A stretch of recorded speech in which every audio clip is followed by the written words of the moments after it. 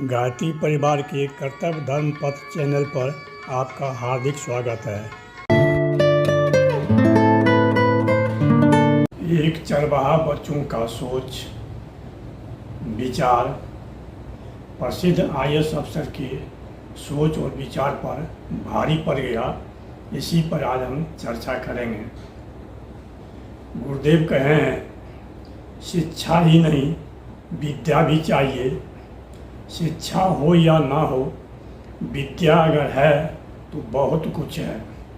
विद्या है इसका मतलब है वो व्यवहारिक है, क्या उचित है क्या अनुचित है ये सोचने की सामर्थ्य उसमें है। तो आइए बिना देर किए हुए वीडियो शुरू करते हैं। एक आईएएस अफसर थे टीएन शेषन, जिसको भारत में कौन नहीं जानता है।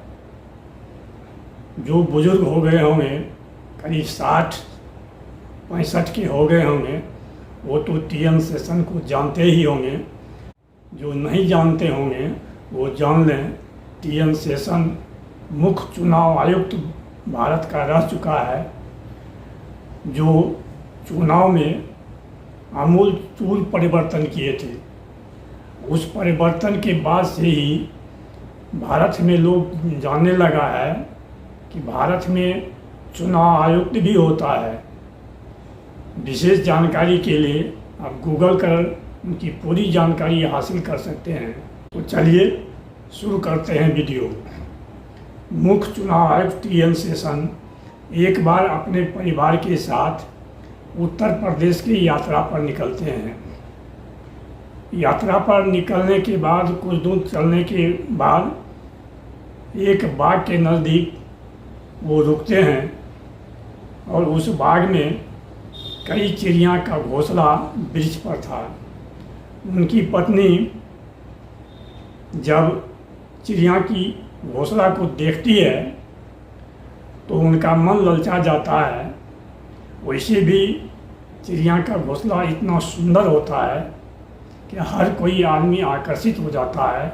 उसमें इतना कलाकारी रहता है कि हम भले मंजिल पर मंजिल कई स्टोरेज का मकान बना लें, लेकिन उस चिड़िया के घोंसले की तरह हम घोंसला नहीं बना सकते हैं। अगर कोई बनाने का कोशिश भी करे तो उतना सुंदर तो नहीं बन पाएगा। तो टीएन शेषन की पत्नी कहती है, हमें ये 2-3 घोंसला चाहिए, हम घर में सजावट के लिए रखेंगे। यानी किसी प्राणी का वो आश्रय स्थल है, ये महोदया कहती है कि घर में सजावट के लिए रखते हैं। और टीएन शेषन भी, हर एक आदमी होता है अपनी पत्नी का गुलाम होता है, तो ये टीएन शेषन भी अपने साथ चल रहे पुलिसकर्मी को कहते हैं, जाओ 2-3 वो घोंसला उतार के ले आओ। पुलिसकर्मी बाग में जाता है और वहाँ जो चरवाहा है, गाय को चराने वाला लड़का जो है, उससे कहता है कि 10 रुपया देते हैं, वृक्ष पर चढ़कर हमको 2-3 घोंसला उतार के दे दो। जानते हैं वो अनपढ़ चरवाहा क्या जवाब देता है?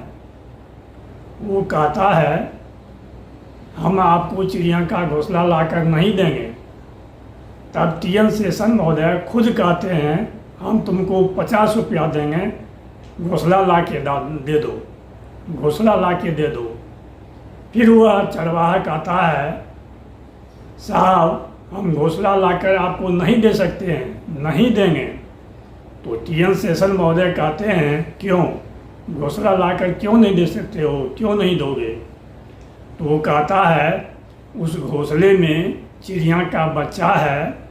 चिड़िया जब शाम में चारा लेके आएगी और अपने घोंसले में बच्चे को नहीं देखेगी तो वो क्या सोचेगी, कितनी चिंतित हो जाएगी, कितनी दुखी हो जाएगी। इसलिए हम वो घोंसला लाकर आपको नहीं देंगे। तब टीएन शेषन महोदय को समझ में आया कि ये अनपढ़, ये अशिक्षित चरवाहा हमको मात दे दिया, हम पर भारी पड़ गया, हमारे विचार पर भारी पड़ गया। कैसे ये बच्चा इतना होशियार है और इस बात को हम नहीं समझ सके। अपने स्वार्थ में अपने घर की सजावट में अपनी पत्नी की बात को रखने के उद्देश्य से हम ये सारी व्यवहारिकता भूल गए कि अगर चिड़िया के घोंसले को हम ले जाते हैं तो चिड़िया का बच्चा और चिड़िया व्याकुल हो जाएगा, उसका घर नष्ट हो जाएगा। जैसे एक आदमी किसी आदमी का घर नष्ट होने पर जितना दुख होता है, चिड़िया का उसी प्रकार चिड़ियों को भी कष्ट होगा, दुख होगा।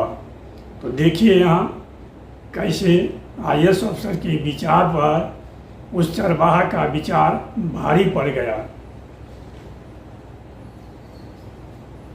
एक वीडियो हम अपलोड किए हैं, शिक्षा ही नहीं विद्या भी चाहिए, उसका लिंक इस वीडियो के अंत में दे देंगे, वहाँ से जाके आप उस वीडियो को देख सकते हैं।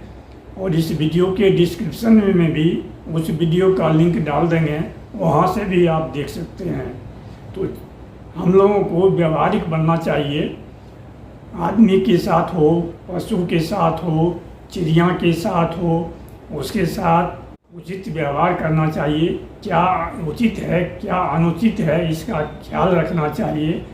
हम लोग पहले देखते थे कि हमारे घर में भी चिड़िया, उसको हम लोग स्थानीय भाषा में फुदकी बोलते हैं, वो घोंसला बना लिया करती थी, हम लोग उसको डिस्टर्ब नहीं किया करते थे। ऐसी ही एक कहानी आपको बताते हैं।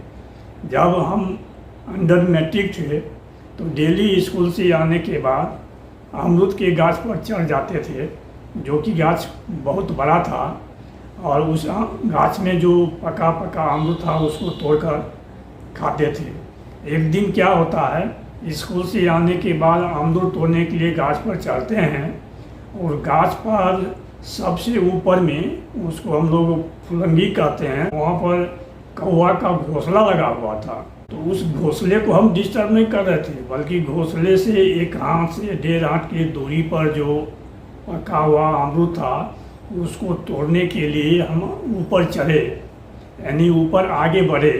तो कौवा जो था इतना ज़ोर से हमारे सर पर मारा, अभी तो बाल नहीं है, उसमें बाल भी था, कि लगा कि कोई लोहा से सिर पर दे मारा है।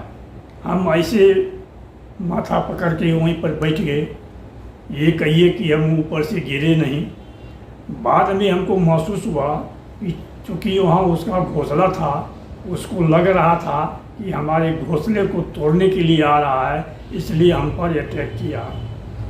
इसलिए सभी जीवों पर, सभी प्राणियों पर दया करना चाहिए, उसकी सुविधा का ख्याल रखना चाहिए।